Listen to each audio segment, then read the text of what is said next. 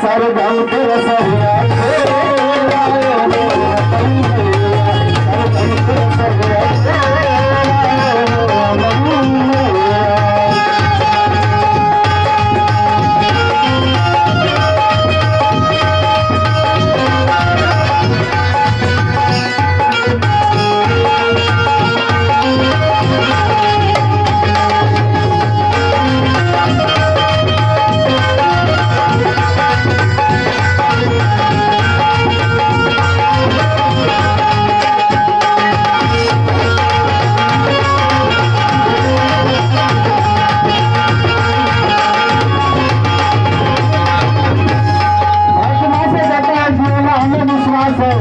आपने इतिहास के पन्नों में अपना नाम अंकित करा दिया है। कुछ ऐसे कलाकार थे